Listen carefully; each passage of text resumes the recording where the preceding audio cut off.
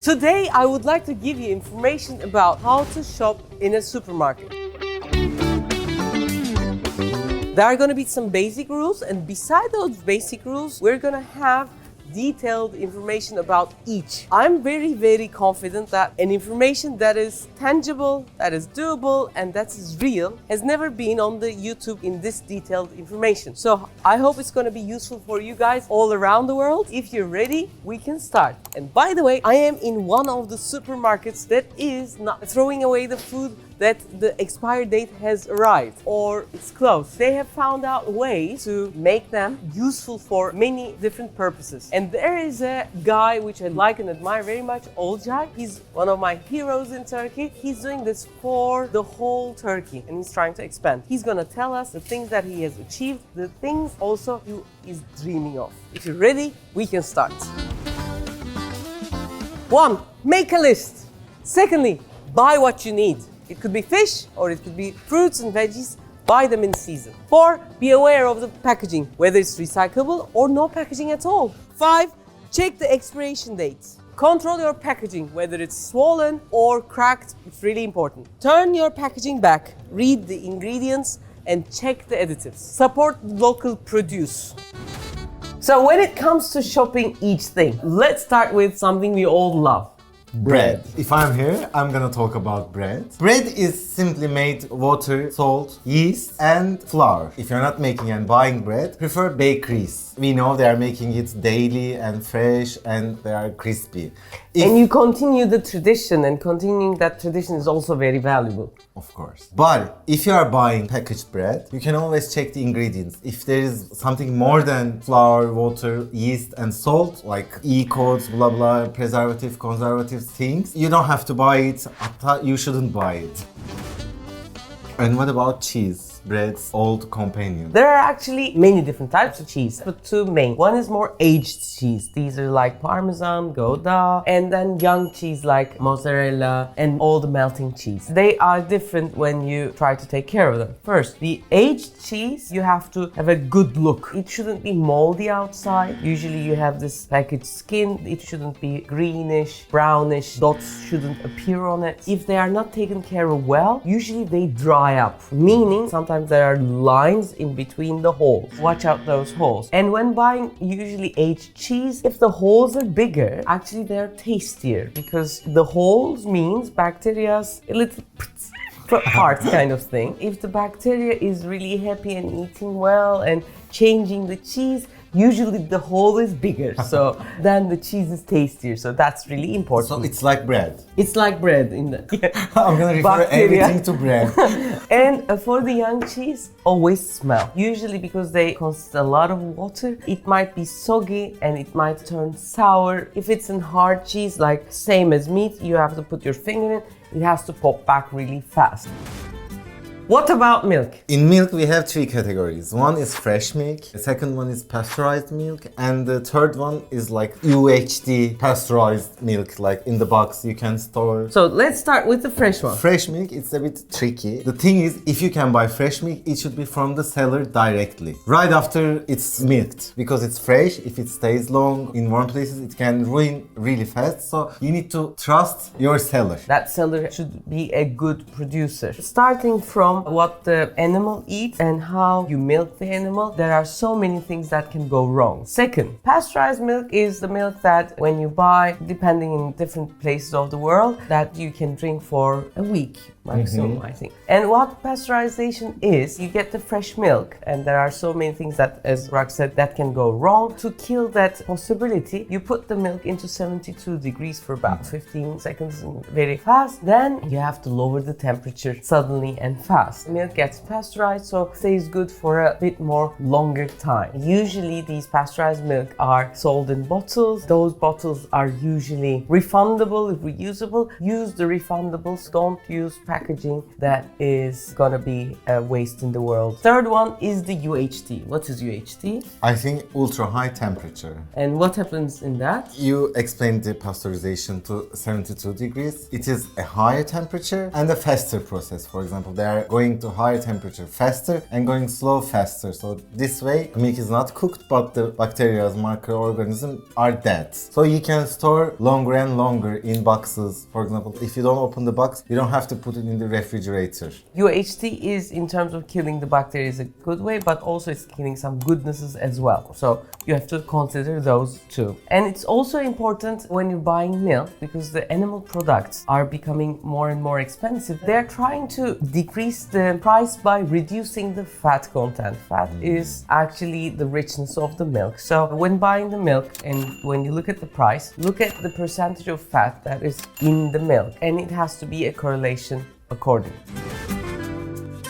When buying eggs, first look at the box. Either it can be a plastic box, which I hate, or it can be recycled carton one. Buy the carton ones. Secondly, while choosing eggs, there are some numbers, and those numbers mean something, because on the box they show a picture of a big farm, there's happy chickens or organic resembling cues on the boxes, but they are dead. What's essential is the number on the eggs. And what are those numbers? First one, there's a O, 1, 2, and 3, and it says as the farming method. O means organic eggs. They are going freely around and eating organic food. There's 1, it means free range eggs, and it means they can go around, but what they eat cannot be fully organic. Probably if I grow chickens, they're like I'm 1.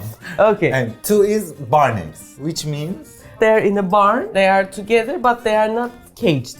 Also acceptable. And number 3 is chickens are living in a cage. They're just sitting for all their And cage life. is not this big, unfortunately. It's even Something smaller. like this, probably. They don't eat great food, we can say. And they don't move. This says farming method, and there is country code. For Yeah. example, for Turkey it's TR, for United Kingdom it's UK. So country of origin is there, And then farm ID comes. There's a 4 or 5 numbers shows the farm they made. and sometimes underneath, I like those firms which do that, but sometimes they don't. There's the best before date. On the egg, not on the package. When you're looking at the eggs and their numbers, they mean those. Also, when buying eggs, usually because of transportation, eggs can be cracked. In Turkey, that happens. So look at whether there's anything wrong with the egg.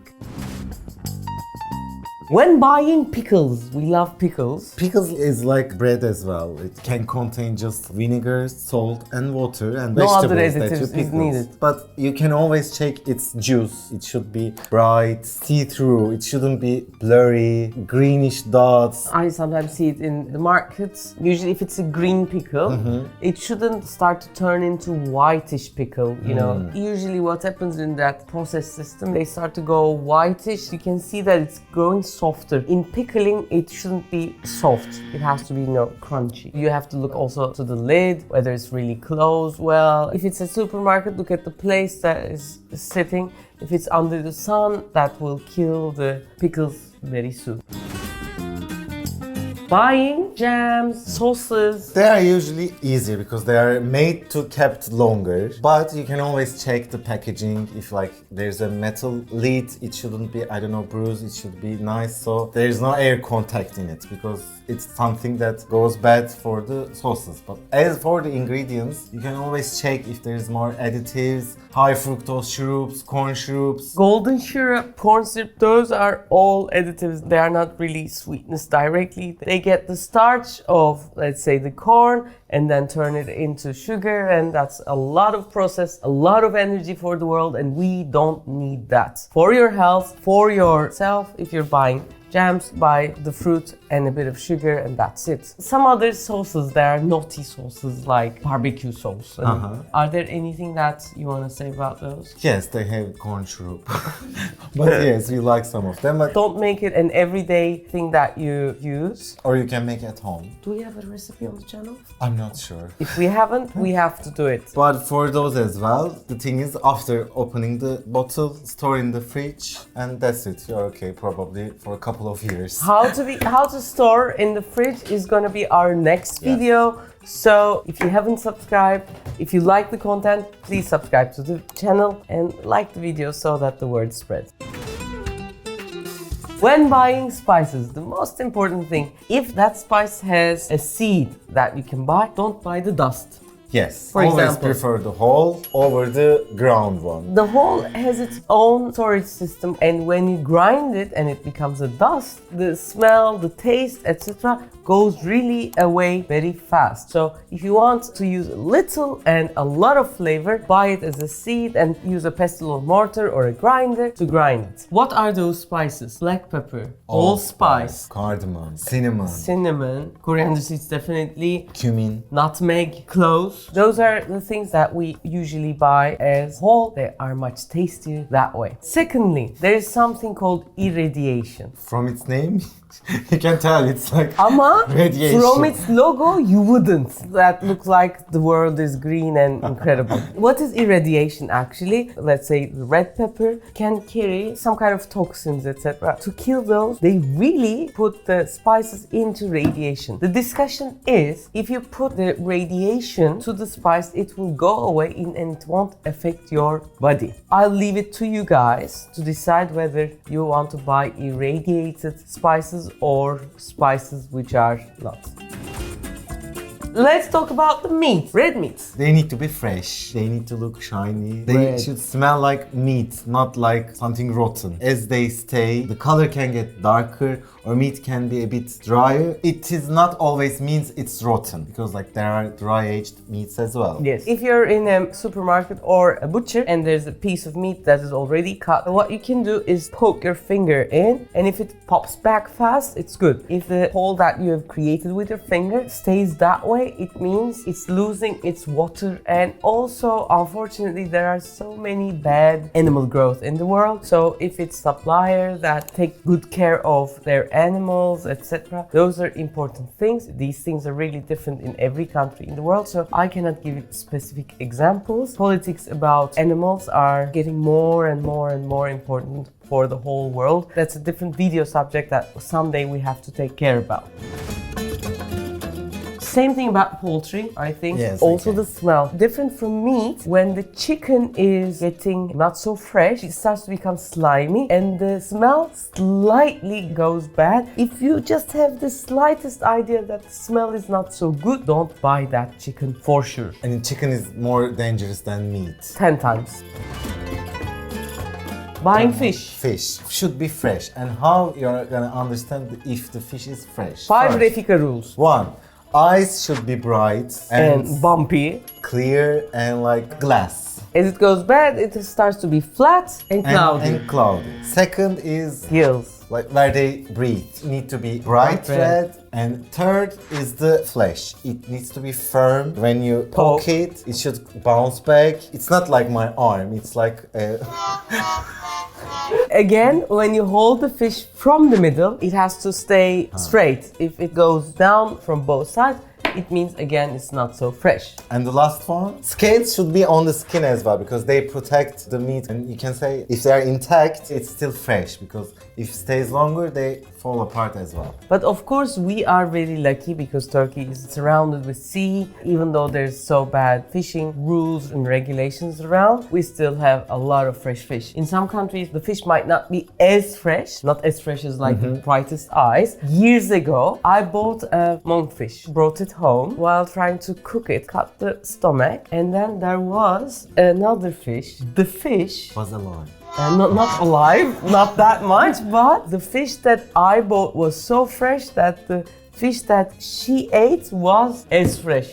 Ooh. Again, smelling the fish, smell of the sea could be there. If it's going bad, if it's going soggy, no.